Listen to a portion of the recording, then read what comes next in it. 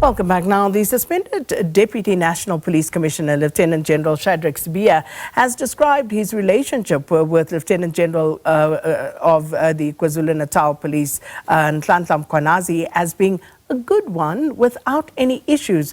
At least that was until the arrest of the suspects allegedly involved in the murder of musician AKA. Now, he also justified the role of the political killings task team and disputed Mkhwanazi's version of how it was disbanded, or the attempt to disband it went. And General Sibiya also appeared for the first time yesterday before Parliament's ad hoc committee investigating allegations that were made by Mkhwanazi. To talk to us for some analysis on some of the issues that came out of his testimony yesterday, we're joined by Professor Kholofelo Rakubu, who's a criminologist at the Tshwane University of Technology. Professor Rakubu, good to see you again. Welcome to Morning Live. Good morning, and thank you for having me. So let me just get your impressions, your overall impressions of what happened yesterday when General Sibiya appeared before the ad hoc committee. I must say it was an interesting day. The first time we get to hear of a contradictory testimony. Remember, for quite some time with the previous testimonies we got to, they were corroborations. But then with this one, it was a bit different. It was, as I categorize it, a defensive rebuttal testimony with elements of exculpatory narrative, right, and strategic deflection. It was structured to deny wrongdoings. It was also structured to challenge allegations and also reframed his actions as misunderstood, right, or politically targeted. From there, as he tried to make sense of the make procedural sense, there were moments of contradictions and evasions that for me raised credibility questions and potential self-implication. He tried to also take us to utilize an angle of clearly an angle of institutional sabotage. Because I touched this, because I did this before, therefore that is why I'm here. But he also reflected on the possible leadership crisis, right, or institutional breakdown, because as he tried to provide his testimony, some of the instructions from him were instructions or directives from his seniors were not even written down, which he could not also specify or clarify how he got to implement a directive that was not clearly specified or written down. But again, we could also pick from his analogy of the relationship breakdown, because at some point he will reflect and say, if I was the commissioner, I was going to do this. Meaning there was a sense of, there were tone of where he seems like he's undermining his superior. But then with the angle provided of institutional sabotage, potential or political scapegoating, procedural miscommunication, was that enough to substantiate his evidence? Because with the evasions, particularly on the political linkages or relationship with controversial figures that he could not specify. And that left me wondering if he really understood the assignment, because as he tried to provide an explanation, he said, I met someone once, or I met a particular figure less than 5 times, as if in the policing or corruption books, you are supposed to meet a person 2 times, then that is justified.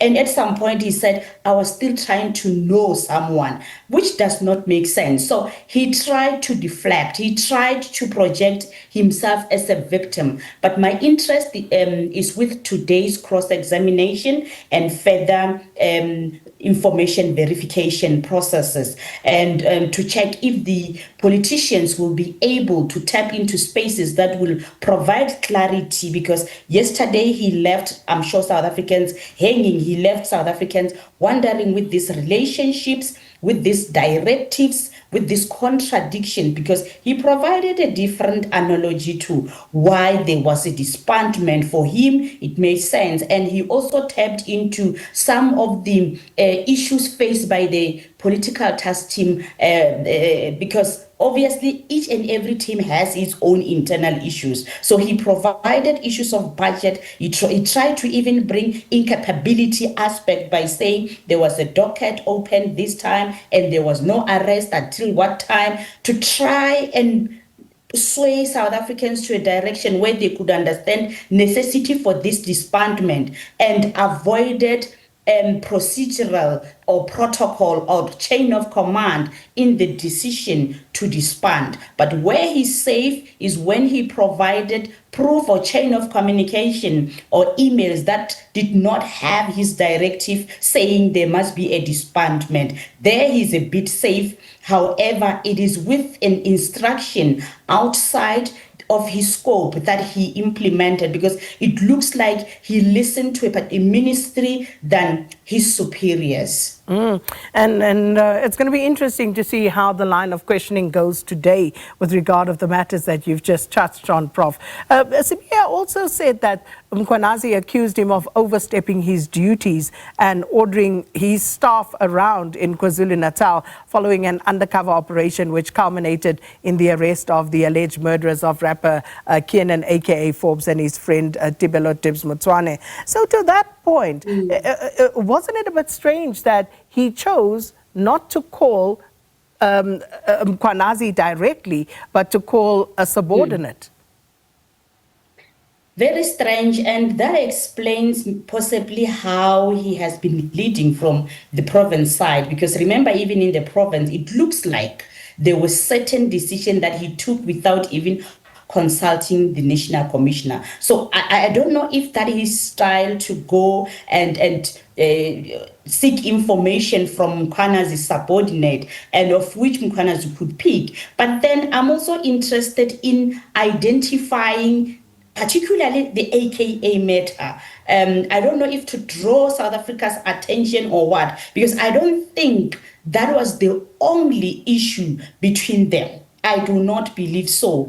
I think that was a strategic deflection to say things started here, tension started here, questioning started here, of which that might be just a strategic selection of a case that would make sense in the South Africans' ears, because that is a very interesting case to say, how can I not have a relationship with you because you are asking. I understand you are asking my subordinate, but that cannot be a one moment that shuts everything down. But he's very deflective, he's very strategic and selective in particular.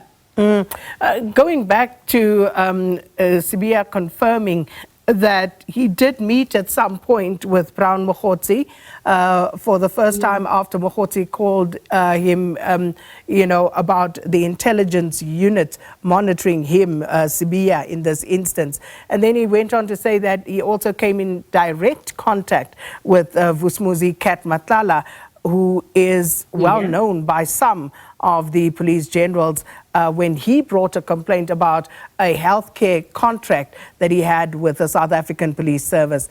What did you make of that? A very strange answer he provided, because he said he met him less than 5 times, particularly Cat Matlala.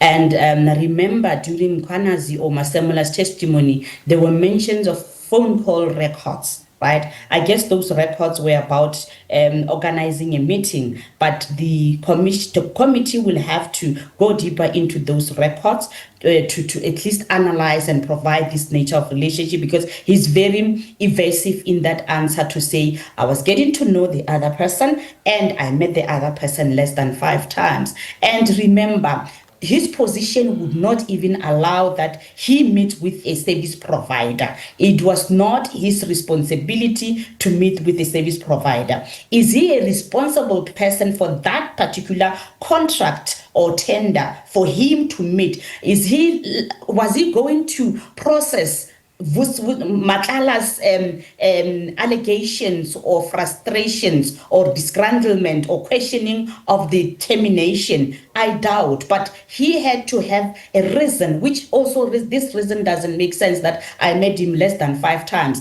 Are we supposed to analyze the first meeting? What did you discuss? The second, the third, and the fourth? And what were you allowed to even meet in the first place? And the records, I'm sure he will talk, he will took the misinterpretation of the phone records or manipulation of those phone records, because phone records, I guess they are there. They were hinted at some point to say there was the meeting, there were phone calls. Were you still discussing? Because there can be physical meetings, however, there can also be telephonic conversations which were also outside his scope. He had no business meeting those people. And to say he got to meet someone once to get to know them also is just a very I don't know, orchestrated, modified answer, because he had to answer. I don't think here he managed. He self-implicated, and the evidence is just there, which is going to be difficult to even counter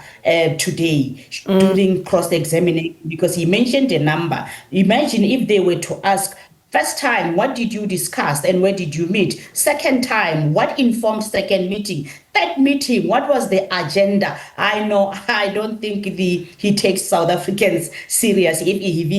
For him to even come and say less than 5 times, then today's committee will have to tap into that. But again, I wish the committee could allow other politicians, political parties, to press on accountability. In what capacity were you meeting these people? Whatever they put on the table, did it make sense in your scope as the Deputy National Commissioner? Was it that interesting that you met 2 times or 3 times? And I wish other political parties could move away from the defensive mechanism that they're trying to assert yesterday. And today we're hoping that there should not be any procedural debates, unnecessary procedural debates to dilute the sitting. We're hoping that today the chairperson and evidence leader could smoothly navigate to assist South Africans follow, because yesterday at some point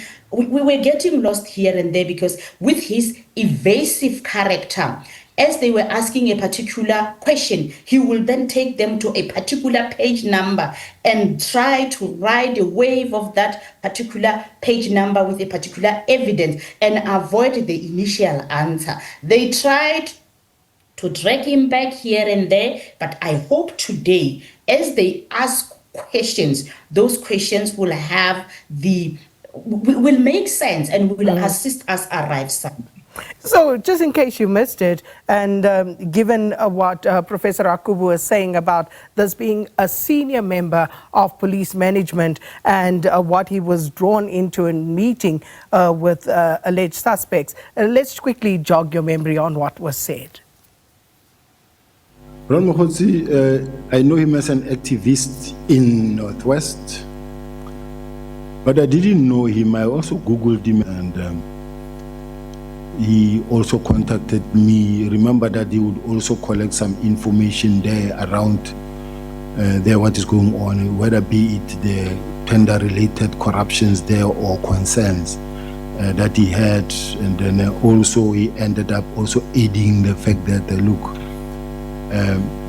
I just also want to warn you that you must know that the intelligence people are working on you. Do you know Matlala as a service provider of the South African Police Service? He's well known in the South African Police because he was at the time running a hospital at a SABC college. As far as I know, he was awarded a healthcare contract at the police. I, however, do not know exactly the detail of the contract, because that's between supply chain and it's in another division. And then during about February 2024, when I was acting National Commissioner, Mr. Matlala set up an appointment to visit me at my office. On his visit, Mr. Matlala complained that he has been awarded the tender, but he was not allowed to use the facility and thus not able to deliver in terms of the tender agreement. Yeah, so that is some of what was said with regard to what Professor Rakubu was pointing out. Prof, we are out of time. I just quickly want to ask you, with regard to what we can expect today, as you said, you hope that the political parties would be would be more direct in their questioning and less about defending their political party status. But also, just in terms of the substantive issues, where do you hope that they would place the emphasis today? Obviously, today, clarity with regard to some of the answers we did not get yesterday. He provided his testimony, and there were loopholes here and there. Then the committee must, with the disbandment, especially this, because he's mentioning of an unwritten directive, what informed his decision for implementation. We need to also, because there was also contradiction with when did these controversial figures have this letter, right? Because he confused the committee there to say the media had this letter, and initially with the testimony, it was provided that this letter was issued illegally, so if I were to put it so. It looked like these controversial figures had access, but as he defended, it looked like no, they had a justifiable access because media had it. Now the time frame there must be clearly outlined, and that testimony must be revisited to say kindly with evidence that this is the day it was signed, this is the day it was issued, this is the day wherein WhatsApp exchanges suggest knowledge, right? And also what Mkhwanazi received as information that there's this letter. Yeah. Now, also we need clarification that they must also press on this relationship. It was a supply chain matter. How do you feature? How many times? Why was it necessary? And also the relationship and chain of command. If I were the connotation around if I was the commissioner, I was going to. That also should be revisited.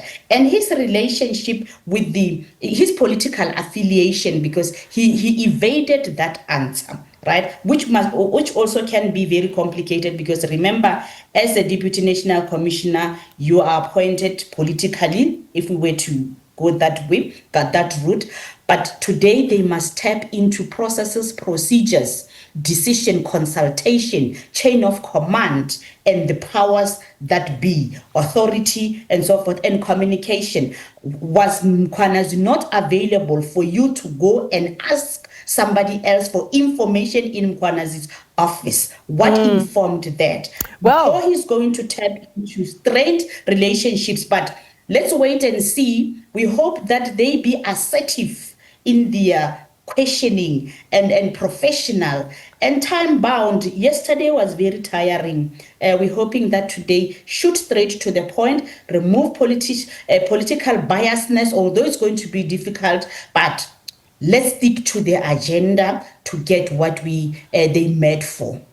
As we wait, thank you so much, Professor Kholofelo Rakubu, criminologist at the Tshwane University of Technology, taking us through what came out of the suspended Deputy National Commissioner for Crime Detection, Lieutenant General Shadrack Sibiya's appearance before the Parliament's ad hoc committee investigating allegations that were made by the KZN Police Commissioner Nhlanhla Mkhwanazi.